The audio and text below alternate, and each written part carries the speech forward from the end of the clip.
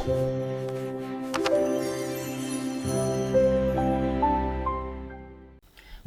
पुराने ज़माने में बर्फ़ पोश पहाड़ों, सरसब्ज़ वादियों और नीलुमगी दरियाओं के दरमियान एक अजीम सल्तनत आबाद थी, जिसका नाम अल्डोरिया था। इस सल्तनत के किले मोटे पत्थरों से बने थे और इनकी फसीलें इतनी बुलंद थी कि दूर से देखने वाला भी इसकी शान से मुतातिर हो जाता। सुबह के वक्त जब सूरज की पहली किरण किले की दीवारों पर पड़ती तो ऐसा लगता जैसे पत्थर सोने की तरह चमक रहे हों।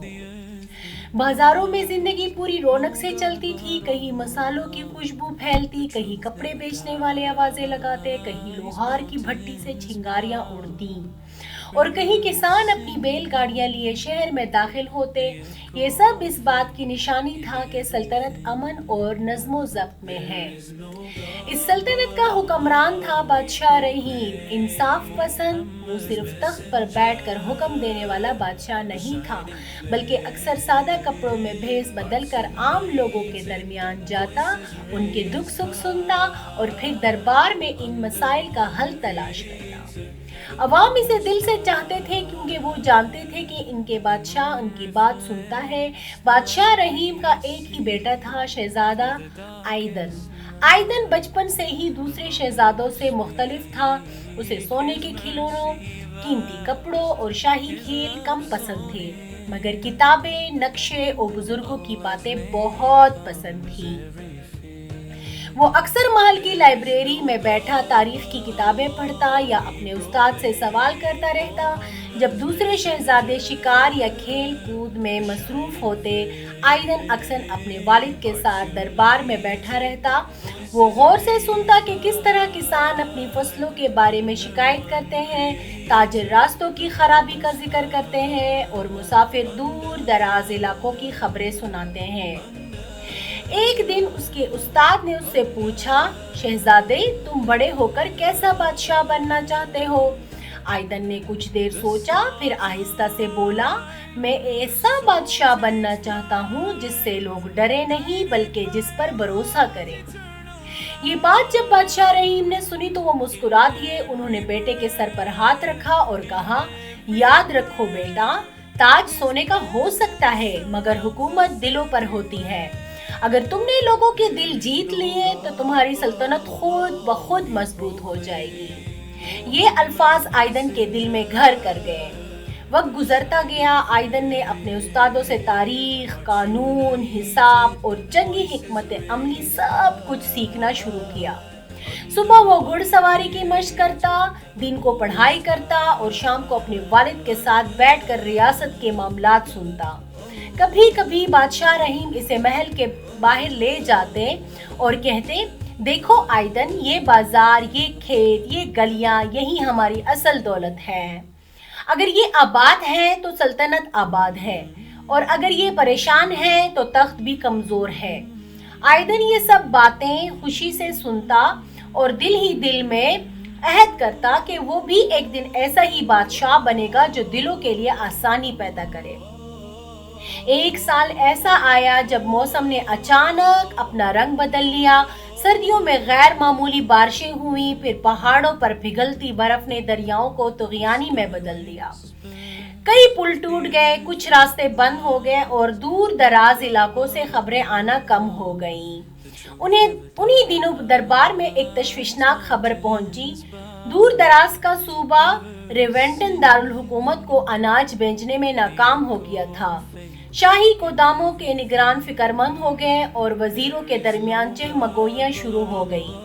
एक सख्त मिजाज वजीर बोला, ये बगावत हो सकती है। अगर हमने अभी सख्त कदम ना उठाया तो बाकी सूबे भी यही करेंगे। दरबार में शोर बढ़ने लगा मगर बादशाह रहीम खामोशी से सब सुनते रहे। फिर उन्होंने अपना आसा जमीन पर टेका और कहा, फैसला शोर से नहीं, सोच से होता है। पहले हमें हकीकत जाननी चाहिए। उन्होंने अपने बेटे की तरफ देखा और फरमाया, आइदन, मैं चाहता हूँ तुम रेवेंटन जाओ और अपनी आंखों से देखो कि वहाँ क्या हो रहा है। फिर हमें बताना कि असल सच क्या है। दरबार में खामोशी छा गई। सफर खतरनाक था मगर आइदन ने बगैर किसी हिचकिचाहट के सर झुकाकर कहा, ابا جان, آپ کا حکم میرے لیے سب سے پہلے ہے, میں ضرور جاؤں گا. اگلی صبح فجر کی ہلکی روشنی ابھی پہاڑوں کے پیچھے سے جھانک ہی رہی تھی کہ شہزادہ آئیدن محل کے صحن میں آ گیا. سرد ہوا میں ہلکی سی خنکی تھی, مگر اس کے چہرے پر عزم کی گرمی صاف دکھائی دے رہی تھی. چند وفادار محافظ, ایک تجربہ کار رہنما اور 2 خچر سامان سے لدے ہوئے پہلے ہی تیار کھڑے تھے. بادشاہ رحیم بھی خود بیٹے کو رخصت کرنے آئے. انہوں نے آئیدن کے کندھے پر ہاتھ رکھا اور نرمی سے کہا, بیٹا یاد رکھنا, راستہ مشکل ہو سکتا ہے مگر سچ کی تلاش اس سے بھی زیادہ قیمتی ہوتی ہے. جو دیکھو, جو سنو, وہی سچائی ہمیں بتانا. آئیدن نے ادب سے سر جھکایا. ابا جان, میں پوری کوشش کروں گا کہ آپ کے اعتماد پر پورا اتروں. یوں قافلہ روانہ ہو گیا. شروع کے چند دن راستہ نسبتاً آسان تھا, مگر جیسے جیسے وہ پہاڑوں کے قریب پہنچتے گئے راستہ تنگ اور پتھریلا ہوتا چلا گیا. کہیں کہیں برف کے پرانے ڈھیر اب بھی پڑے تھے اور گھوڑوں کو آہستہ آہستہ قدم رکھنا پڑتا تھا. ایک جگہ راستہ اتنا تنگ ہو گیا کہ قافلے کو ایک ایک کر کے گزرنا پڑا. نیچے گہری کھائی تھی اور اوپر چٹانیں. محافظوں نے احتیاط سے سب کو گزارا. آئیدن خاموشی سے یہ سب کچھ دیکھ رہا تھا اور دل ہی دل میں سوچ رہا تھا کہ اگر یہاں سے روزمرہ کے تاجر اور کسان گزرتے ہیں تو انہیں کتنی مشکلات پیش آتی ہوگی. اس نے رہنما سے پوچھا, یہ راستہ اکثر ایسا ہی رہتا ہے؟ رہنما نے سر ہلایا. جی شہزادے, بارشوں کے بعد تو اور بھی خراب ہو جاتا ہے. کئی بار قافلے دنوں پھنسے رہتے ہیں. آئیدن نے یہ بات ذہن میں نوٹ کری. چند دن بعد اچانک بارش شروع ہو گئی. پہلے ہلکی بوندیں گری, پھر موسلادھار بارش ہونے لگی. راستے کی مٹی کیچڑ بن گئی اور گھوڑوں کے پاؤں پھسلنے لگے. ایک جگہ ایک خچر پھسل کر گر پڑا, مگر شکر تھا کہ اسے زیادہ چوٹ نہیں آئی. ایک محافظ نے فکر مندی سے کہا, شہزادے, اگر بارش اسی طرح رہی تو ہمیں کسی جگہ رکنا پڑے گا. آئیدن نے ارد گرد دیکھا. دور ایک پرانی سرائے نظر آ رہی تھی. دیواریں ٹوٹی پوٹی تھی مگر چھت ابھی قائم تھی. سب نے وہی رات گزارنے کا فیصلہ کیا. سرائے میں آگ جلائی گئی. سب اپنے گیلے کپڑے سکھانے لگے. اسی دوران چند مقامی مسافر بھی وہاں آ پہنچے. وہ بھی بارش سے بچنے کے لیے پناہ ڈھونڈ رہے تھے. باتوں باتوں میں ایک بوڑھے مسافر نے کہا, ریونٹن کا راستہ اب بہت مشکل ہو گیا ہے. سیلاب کے بعد وہاں کا حال برا ہے. لوگ کہتے ہیں کہ کھیت برباد ہو گئے ہیں اور گودام خالی ہے. آئیدن نے یہ سن کر خاموشی سے آگ کی طرف دیکھا. اس کے دل میں ایک عجیب سی فکر جاگ اٹھی. اگلے دن بارش تھم گئی مگر راستہ ابھی بھی کیچڑ سے بھرا تھا. دوپہر کے قریب قافلہ ایک چھوٹے سے گاؤں میں پہنچا. گھروں کی دیواریں مٹی کی تھی اور کہیں چھتیں جگہ جگہ سے ٹوٹی ہوئی تھی. گاؤں کے لوگ غریب تھے مگر ان کی آنکھوں میں مہمانوں کے لیے احترام تھا. ایک عورت نے قافلے کو پانی دیا اور ایک بوڑھے شخص نے تھوڑی سی خشک روٹی پیش کی. آئیدن نے دل ہی دل میں سوچا, یہ لوگ خود بھی تنگی میں ہیں پھر بھی دوسروں کی مدد کر رہے ہیں. اس نے رہنما سے کہا کہ گاؤں کے بچوں کے لیے تھوڑا سا آٹا اور کچھ سکے دے دیے جائیں. جب لوگ دعا دینے لگے تو آئیدن کو عجیب سا سکون محسوس ہوا. ایک نوجوان گاؤں والے نے کہا, شہزادے, اگر آپ ریونٹن جا رہے ہیں تو وہاں کے لوگوں کے لیے دعا کیجیے گا, وہ واقعی بہت مشکل میں ہے. آئیدن نے آہستہ سے جواب دیا, میں دعا بھی کروں گا اور کوشش بھی کہ ان کی مدد ہو سکے. اس رات قافلہ گاؤں کے باہر ایک کھلے میدان میں رکا. آگ جلائی گئی اور سب تھکن اتارنے لگے. ایک محافظ نے آئیدن سے پوچھا, شہزادے, آپ چاہتے تو آرام سے محل میں رہ سکتے تھے, اتنا مشکل سفر کیوں چنا؟ آئیدن نے تھوڑی دیر خاموش رہ کر کہا, اگر میں عوام کی مشکل اپنی آنکھوں سے نہ دیکھوں تو کل میں ان کے بارے میں انصاف سے فیصلہ کیسے کر سکوں گا؟ بادشاہ بننا صرف تخت پر بیٹھنے کا نام نہیں, لوگوں کا بوجھ سمجھنے کا نام ہے. سب خاموش ہو گئے. آگ کی روشنی میں سب کے چہرے سنجیدہ نظر آ رہے تھے. اگلی صبح قافلہ پھر روانہ ہوا. اب ریونٹن زیادہ دور نہیں تھا مگر راستہ پہلے سے زیادہ خراب ہو چکا تھا. ٹوٹے ہوئے پل, بہتے نالے اور کیچڑ سے بھرے میدان ان کا انتظار کر رہے تھے. آئیدن کے دل میں ایک ہی سوال بار بار اٹھ رہا تھا, آخر وہاں کے لوگوں پر کیا گزری ہوگی؟ اور اسی سوال کے ساتھ قافلہ آگے بڑھتا گیا ریونٹن کی طرف، جہاں اصل حقیقت ان کی منتظر تھی۔ 2 دن کے کھٹن سفر کے بعد جب قافلہ ریونٹن کی حدود میں داخل ہوا تو سب پر ایک عجیب خاموشی طاری ہو گئی۔ وہ علاقہ جو کبھی اناج کے کھیتوں اور بھرے گوداموں کے لیے مشہور تھا، اب ویرانی کی تصویر پیش کر رہا تھا۔ کہیں ٹوٹے ہوئے باڑ نظر آ رہے تھے، کہیں پانی میں ڈوبی زمین اور کہیں سوکھی مٹی کی دراڑیں۔ آئیدن نے گھوڑے کی رفتار آہستہ کر دی۔ اس کی نظریں دور دور تک پھیلے کھیتوں پر تھی، مگر ہریالی کم اور اجڑ پن زیادہ دکھائی دے رہا تھا۔ قافلہ جیسے ہی پہلے گاؤں کے قریب پہنچا، چند بچے محتاط نظروں سے دیکھنے لگے۔ ان کے کپڑے پرانے تھے، چہرے کمزور، مگر آنکھوں میں پھر بھی ایک امید سی جھلک رہی تھی۔ ایک بوڑھی عورت آہستہ آہستہ آگے بڑھی اور بولی، آپ مسافر ہیں؟ یہاں اب کم ہی کوئی آتا ہے۔ آئیدن گھوڑے سے اترا اور نرمی سے جواب دیا، ہم مدد کے ارادے سے آئے ہیں۔ کیا ہم گاؤں کے بزرگ سے مل سکتے ہیں؟ عورت نے سر ہلایا اور انہیں مٹی کے ایک بڑے سے گھر کی طرف لے گئی۔ گاؤں کے بزرگ، جن کا نام حارث تھا، کمزور مگر وقار والے آدمی تھے۔ انہوں نے آئیدن کو اندر بٹھایا اور خود بھی آہستہ آہستہ بیٹھ گئے۔ شہزادے، انہوں نے گہری سانس لے کر کہا، سیلاب نے ہماری فصلیں بہا دی۔ پہلے ہم نے سوچا کہ اگلے موسم میں سب ٹھیک ہو جائے گا، مگر پھر بارشیں رکنے کا نام ہی نہیں لی رہی تھی۔ بیج ختم ہو گئے، مویشی بیمار ہو گئے اور گودام خالی ہو گئے۔ آئیدن نے پوچھا، تو پھر آپ نے دارالحکومت اناج کیوں نہیں بھیجا؟ حارث کی آنکھوں میں نمی آ گئی۔ ہم نے بہت کوشش کی، مگر جب گھر میں بچوں کے لیے بھی کچھ نہ ہو تو آدمی کیا بھیجے؟ ہم باغی نہیں بنے، ہم بس مجبور ہو گئے تھے۔ یہ سن کر آئیدن کا دل بھاری ہو گیا۔ آئیدن نے گاؤں میں گھوم کر حالات خود دیکھے۔ کئی گھروں میں چولہے ٹھنڈے تھے، کچھ لوگ بیمار تھے اور کئی بچے کمزوری سے چل بھی نہیں پا رہے تھے۔ اس نے فوراً اپنے قافلے کے ساتھ آئے طبیب کو بلایا اور کہا کہ جو ہو سکے لوگوں کا علاج شروع کیا جائے۔ قافلے کے کھانے میں سے بھی کچھ حصے لوگوں میں بانٹ دیا گیا۔ جب بچوں کو روٹی ملی تو ان کی آنکھوں میں ایک لمحے کے لیے چمک آ گئی۔ وہ چھوٹی سی خوشی آئیدن کے دل میں گہری اتر گئی۔ ایک نوجوان کسان جس کا نام سلیم تھا آگے بڑھا اور بولا، شہزادے، ہمیں مدد چاہیے، مگر ہمیں عزت بھی چاہیے۔ ہم کام کرنا چاہتے ہیں، بھیک نہیں، مگر ہمیں بیج اور اوزار مل جائے تو ہم بھی کھیتی کر سکتے ہیں۔ آئیدن نے اس کی بات غور سے سنی اور سر ہلا دیا۔ تمہاری بات بالکل درست ہے، اصل مدد وہ ہوتی ہے جو انسان کو خود کھڑا کر دے۔ آئیدن نے فیصلہ کیا کہ وہ ہر گاؤں کی حالت خود دیکھے گا۔ اگلے چند دن وہ مختلف بستیوں میں گیا، لوگوں کی باتیں سنی، نقصان کا اندازہ لگایا اور سب کچھ تفصیل سے لکھتا گیا۔ کہیں پل ٹوٹے ہوئے تھے، کہیں نہریں بند تھی، کہیں بیج ختم ہو چکے تھے۔ ہر رات وہ اپنے خیمے میں بیٹھ کر نوٹس بناتا اور سوچتا، اگر اب بھی تاخیر ہوئی تو یہ لوگ مزید مشکل میں پڑ جائیں گے۔ ایک شام جب سورج ڈوب رہا تھا اور آسمان پر ہلکی سی سرخی پھیل گئی تھی، آئیدن گاؤں کے کنارے کھڑا کھیتوں کو دیکھ رہا تھا۔ سلیم اس کے پاس آیا اور بولا، شہزادے، کیا واقعی ہمیں امید رکھنی چاہیے؟ آئیدن نے پختہ لہجے میں جواب دیا، ہاں، میں وعدہ کرتا ہوں کہ تمہاری بات بادشاہ تک ضرور پہنچے گی، اور صرف بات نہیں، مدد بھی آئے گی۔ سلیم نے پہلی بار ہلکی سی مسکراہٹ دکھائی۔ چند دن بعد آئیدن نے قافلے کو جمع کیا۔ اس کے دل میں اب کوئی شک نہیں تھا کہ ریونٹن کے لوگ باغی نہیں بلکہ مصیبت کے مارے ہوئے ہیں۔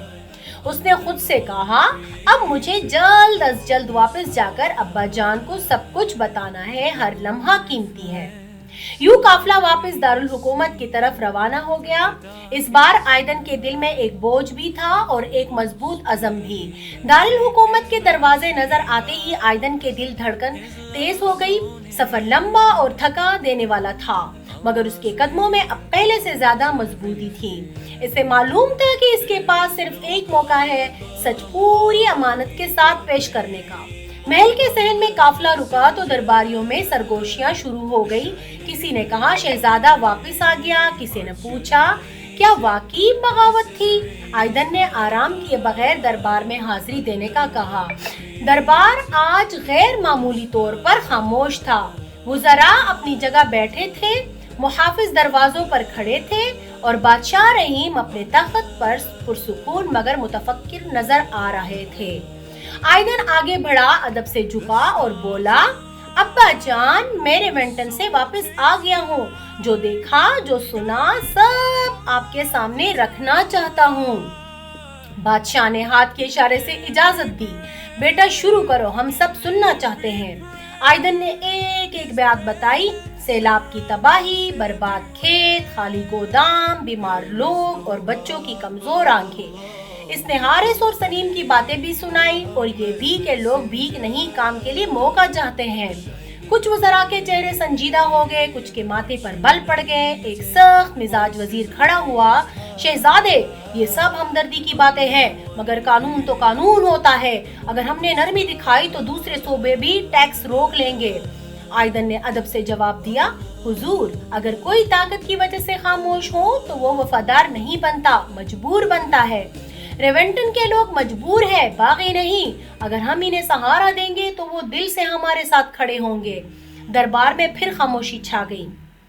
बादशाह रहीम ने कुछ लम्हे आंखें बंद करके सोचा, फिर आहिस्ता से बोले, मैंने अपने बेटे को इसीलिए भेजा था कि वो आंखों देखा हाल लाए, अफवाह नहीं। और उसने वही किया। उन्होंने वज़रा की तरफ देखा। जो बादशाह मुसीबत ज़दा लोगों पर तलवार उठाता है वो अपने ही तख्त को कमजोर करता है। हम रेवेंटन को सजा नहीं, सहारा देंगे। फिर उन्होंने हुक्म दिया, फौरन अनाज, बीज, औजार, तबीब और कारीगर भेजे जाएं। टूटे पुलों और नहरों की मुरम्मत का काम शुरू किया जाए और जब तक वो संभल ना जाए इन पर टैक्स में नरमी की जाए। कुछ वज़रा ने खर्च का जिक्र किया तो बादशाह ने पुरसकून लहजे में कहा, खजाना लोगों के लिए होता है, लोग खजाने के लिए नहीं। अगर आज हमने अपने लोगों को बचा लिया तो यही हमारी सबसे बड़ी दौलत है। चंद ही दिनों में तैयारी शुरू हो गई। गोदामों से अनाज निकाला गया, कारीगरों को बुलाया गया, तबीबों ने अपने थैले तैयार किए और बीजों के थैले गाड़ियों पर लादे गए। आयदन खुद काफले को रवाना करवाने आया। उसने सरदारों से कहा, ये सिर्फ इमदाद नहीं, एतमाद है, इसे संभाल कर ले जाना। काफला रवाना हुआ तो शहर के लोग देखते रहे। कई ने दिल ही दिल में दुआ की कि रेवेंटन फिर से आबाद हो जाए। कुछ हफ्तों बाद पहली खबर आने लगी। बताया गया कि पुलों की मुरम्मत शुरू हो गई, खेतों में नए बीज बोए जा रहे हैं और बीमारों का इलाज हो रहा है। लोगों के चेहरों पर आहिस्ता आहिस्ता रंग वापस आ रहा है। बादशाह रहीम ने ये खबरें सुनकर कहा, देखो आयदन, इंसाफ का फल देर से सही मगर मीठा जरूर होता है। आयदन ने सर झुकाकर कहा, अब्बा जान, मैंने वहाँ एक बात सीखी है, हुकूमत सिर्फ हुक्म देने से नहीं, संभालने से चलती है। बादशाह मुस्कुरा दिए। मदद के काफले जब रेवेंटन पहुंचे तो लोगों को पहले यकीन ही नहीं आया। कुछ देर तक वो दूर से गाड़ियों को देखते रहे, अनाज के थैले, बीजों के बोझ, औजारों के संदूक और तबीबों के थैले। फिर जब सरदारों ने बुलंद आवाज में बादशाह का पैगाम पढ़कर सुनाया तो गांव में जैसे एक सांस लौट आई। हारिस, वही बुजुर्ग जो पहले दिन आयदन से मिले थे, आहिस्ता आहिस्ता आगे बढ़े। उनकी आंखों में आंसू थे, मगर इस बार ये आंसू बेबसी के नहीं थे, शुक्रगुजारी के थे। हमने सोचा था कि शायद हमें भुला दिया गया है, उन्होंने कहा, मगर आज लगता है कि हम भी अभी इस सल्तनत के अपने लोग हैं। अगले ही दिन से काम शुरू हो गया। कारीगरों ने टूटे पुलों और नहरों की मुरम्मत शुरू की। नौजवानों को औजार दिए गए ताकि वो खेत साफ करें, बीज बांटे गए और बुआई का बाकायदा मंसूबा बनाया गया। तबीबों ने बीमारों का इलाज शुरू किया और बच्चों को गर्म सूप और रोटी मिलने लगी। सलीम, जो पहले आयदन से मिला था, अब एक छोटी सी टीम का सरबराह था। वो रोज सुबह खेतों में सबको जमा करता और काम बांट देता। एक दिन वो बोला, हम भीख नहीं मांग रहे, हम अपनी मेहनत वापस ले आ रहे हैं। ये जुमला सुनकर कई लोगों के चेहरों पर मुस्कुराहट आ गई। शुरू में काम सुस्त था क्योंकि जमीन अभी भी नम थी और रास्ते पूरी तरह दुरुस्त नहीं हुए थे, मगर आहिस्ता आहिस्ता हालात बेहतर होने लगे। एक पुल मुकम्मल हुआ तो दूसरे गांव का रास्ता खुल गया। एक नहर साफ हुई तो करीब के खेतों में पानी पहुंच गया। एक शाम जब सूरज डूब रहा था, हारिस ने गांव वालों को इकट्ठा किया और कहा, یہ سب ہمیں بغیر کسی شرط کے ملا ہے، اس کا جواب ہم ایمانداری اور وفاداری سے دیں گے۔ لوگوں نے سر ہلا کر اس بات کی تائید کی۔ کئی مہینے گزر گئے، محنت رنگ لانے لگی، کھیتوں میں ہریالی لوٹ آئی اور پہلی اچھی فصل تیار ہونے لگی۔ جس دن کٹائی شروع ہوئی، گاؤں میں ایک چھوٹی سی عید کا سما تھا۔ بچوں نے پہلی بار پیٹ بھر کر کھانا کھایا اور بزرگوں نے شکر ادا کیا۔ سلیم نے کہا، اس بار ہم دارالحکومت کو اناج ڈرتے ہوئے نہیں، فخر سے بھیجیں گے۔ چند ہی دنوں بعد اناج کی گاڑیاں تیار ہو گئی، ساتھ ایک خط بھی تھا جس میں لکھا تھا، ریونٹن کے لوگ اب اپنے پیروں پر کھڑے ہو رہے ہیں اور اس احسان کو کبھی نہیں بھولیں گے۔ جب یہ خبر دارالحکومت پہنچی تو بادشاہ رحیم اور آئیدن دونوں خوش ہو گئے۔ دربار میں خط پڑھ کر سنایا گیا۔ بادشاہ نے کہا، دیکھو آئیدن، نرمی کمزوری نہیں ہوتی، صحیح وقت پر کی گئی رحم دلی سلطنت کو مضبوط کرتی ہے۔ آئیدن نے جواب دیا، میں نے وہاں یہ سیکھا ہے کہ لوگ صرف روٹی سے نہیں جیتے جاتے، اعتماد سے جیتے جاتے ہیں۔ ریونٹن کے لوگوں نے نہ صرف اناج بھیجا بلکہ چند نوجوانوں کو بھی رضاکار بنا کر بھیجا تاکہ وہ پلوں اور راستوں کی مرمت کے کام میں دوسرے علاقوں کی مدد کر سکے۔ یہ بات پورے ملک میں پھیل گئی کہ جس علاقے کو مدد ملی تھی وہ اب خود مدد کرنے والا بن گیا ہے۔ دربار میں ایک وزیر نے کہا، ہم نے ایک صوبہ نہیں بچایا، ہم نے ایک مثال قائم کی ہے۔ بادشاہ نے اس بات میں سر ہلایا۔ سال گزرتے گئے اور بادشاہ رحیم اب بوڑھے اور کمزور ہو گئے تھے۔ محل کے فصیلوں تو اتنی مضبوط تھی کہ ہر دشمن کو خوف دلاتی، مگر بادشاہ کے دل میں سب سے بڑی فکر یہ تھی کہ سلطنت کے مستقبل کا وارث کیسا بادشاہ بنے۔ ایک دن شام کے وقت بادشاہ نے آئیدن کو اپنے کمرے میں بلایا۔ چاندنی کی ہلکی روشنی محل کی کھڑکی سے اندر آ رہی تھی اور فضا میں سکون تھا، مگر دل کی گہرائی میں سنجیدگی محسوس کی جا سکتی تھی۔ بادشاہ نے آہستہ سے کہا، بیٹا، تم نے اپنی وفاداری اور سمجھداری سے سلطنت کے لوگوں کا بھروسہ جیتا، مگر یاد رکھو، بادشاہ وہ نہیں جو صرف تخت پر بیٹھے اور جو حکم چلائے، اصل بادشاہ وہ ہے جو لوگوں کا بوجھ اپنے دل پر رکھے اور انصاف کو اپنی رہنما بنائے۔ آئیدن نے سر جھکا کر جواب دیا، ابا جان، میں نے یہ سب سیکھا ہے، آپ نے جو سبق دیا میں کبھی نہیں بھولوں گا۔ بادشاہ نے مسکرا کر کہا، اب میں اپنی آنکھیں بند کرنے والا ہوں، مگر یاد رکھو، تم پر سب کی امیدیں ہیں۔ تمہیں آزمائشیں آئیں گی اور ہر آزمائش میں تمہیں عدل و انصاف کو اپنا رہنما بنانا ہوگا، کبھی اپنی طاقت یا خوف کے سہارے فیصلہ نہ کرنا۔ چند ماہ بعد دارالحکومت میں ایک مسئلہ پیدا ہوا۔ ایک دور دراز کے صوبے نے ٹیکس دینے میں دیر کر دی اور کچھ وزراء سختی کے حق میں تھے۔ وہ چاہتے تھے کہ فوج بھیج کر صوبہ قابو میں لیا جائے۔ آئیدن یاد آیا کہ ریونٹن میں وہ کیسے لوگوں کا بھروسہ جیتا تھا۔ اس نے دربار میں کہا، ابا جان کے سبق کو یاد رکھے، ہمیں پہلے سچ جاننا چاہیے، اگر لوگ مجبور ہیں تو سختی سے کچھ حاصل نہیں ہوگا، ہمیں انہیں سہارا دینا ہوگا، طاقت سے نہیں۔ وزراء حیران رہ گئے۔ کئی نے کہا، شہزادے، یہ خطرناک ہے، اگر ہم نرمی دکھائیں تو باقی صوبے بھی یہی کریں گے۔ آئیدن نے پختہ لہجے میں کہا، اگر ہم ہر جگہ طاقت سے حکمرانی کریں گے تو لوگ صرف خوف کی وجہ سے چلیں گے، محبت اور اعتماد سے نہیں، اور یہی اصل طاقت ہے جو سلطنت کو مضبوط بناتی ہے۔ بادشاہ رحیم نے دور سے سر ہلا کر اتفاق کیا اور آئیدن کی بات پر سب نے غور کیا۔ چند دن بعد بادشاہ رحیم نے آئیدن کو ایک آخری نصیحت دی، بیٹا، یاد رکھو، تخت اور تاج وقتی ہے، مگر عوام کا اعتماد اور انصاف ہمیشہ قائم رہتا ہے۔ کبھی بھی فیصلہ جلد بازی یا غرور سے نہ کرنا، ہمیشہ سنو، سمجھو، پھر فیصلہ کرو، یہی اصل بادشاہت ہے۔ آئیدن نے سر جھکایا اور دل میں عہد کیا کہ وہ ہمیشہ اسی اصول پر چلے گا۔ بادشاہ رحیم کے انتقال کے بعد آئیدن تخت پر بیٹھا۔ اس کے چہرے پر غرور نہیں، ذمہ داری تھی۔ وہ پہلے دن سے یہی سوچتا رہا کہ لوگوں کے لیے کیا بہترین ہے۔ ریونٹن کی مثال سب کے سامنے تھی، جہاں مدد نے وفاداری کو جنم دیا اور لوگ اپنی محنت اور عزت سے دوبارہ کھڑے ہوئے۔ اسی سبق کو آئیدن نے سلطنت کے ہر حصے میں لے جانا شروع کیا۔ لوگ برسوں بعد بھی کہتے، بادشاہ رحیم نے ہمیں انصاف کا مطلب سکھایا اور بادشاہ آئیدن نے ہمیں امید اور وفاداری کے ساتھ جینا سکھایا۔ آئیدن کی کہانی ہمیں یہ سبق دیتی ہے کہ طاقت اور تخت وقتی ہے، مگر دل جیتنے اور انصاف قائم رکھنے کی طاقت ہمیشہ قائم رہتی ہے۔ اگر آپ کو میری کہانیاں اچھی لگ رہی ہیں تو میرے چینل کو ضرور سبسکرائب کیجیے گا اور اپنی رائے ضرور دیجیے گا تاکہ میں اسی طرح کی مزیدار اور سبق آموز کہانیاں لایا کروں۔ اور آخر میں بیل کا آئیکن دبانا مت بھولیے گا۔